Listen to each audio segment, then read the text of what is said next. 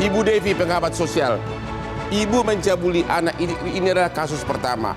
Yang sakit siapa? Rakyatnya yang sakit, ibunya yang sakit, atau faktor kemiskinan?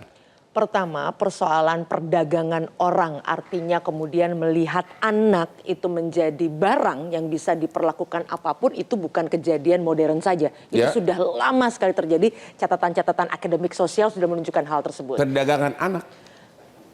Pelecehan terhadap anak, yang kemudian masuk pada praktek perbudakan anak, termasuk dengan mengeksploitasi anak yang sekarang modusnya saja yang berubah karena ada ruang digitalnya. Tapi praktek ini bukan praktek yang baru, itu satu catatan. Yang kedua, saya sepakat dengan Bang Hotman bahwa angkanya paling tidak di dunia menunjukkan 4% biasanya pelakunya adalah ayah kandung, 5% ayah tiri, 1% ibu. Nah, artinya ketika kemudian berita tentang perempuan melakukan hal ini kemudian menjadi besar, ini perlu hati-hati karena faktanya memang tetap laki-laki sebagai pelaku tertinggi dari kekerasan. Yang kedua, ini yang perlu diingat untuk memastikan bahwa mitos kejahatan terhadap anak itu terjadi di luar, itu salah. Memang tempat yang menjadi paling tidak aman itu justru adalah rumah. Kenapa? Tempat paling tidak aman adalah rumah. Betul sekali. Rumah yang dimana pelakunya justru adalah orang-orang paling dekat. Karena yang namanya anak, udah gitu biasanya umumnya adalah anak perempuan, mereka tidak punya kuasa untuk itu. Bahkan banyak data-data yang menunjukkan anak itu tidak paham bahwa itu salah. Dia baru sadarnya ketika sudah dia dewasa. Itu penelitian 2011 dan sebagainya menunjukkan hal demikian.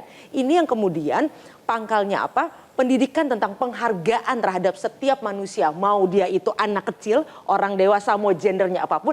Ini yang minim. Tapi khusus terhadap dua kasus ini, menurut Ibu itu murni karena faktor uang, kemiskinan, atau apa? Uang jelas telah mendorong semua orang untuk gelap mata. Banyak sekali kejadian sudah mendorong ini. Lagi-lagi nih karena perempuan dan ibu pula. Lalu dianggap ini sebagai kasus besar. Tapi faktor-faktor lain yang menarik kaitannya dengan digital sebenarnya ini.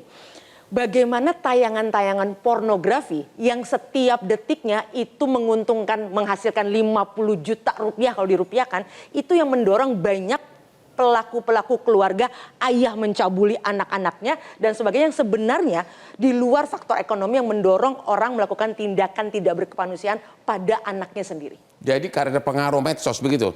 Pengaruh tayangan beracun di ruang digital, bukan medsosnya tapi kontennya, salah satunya adalah konten pornografi.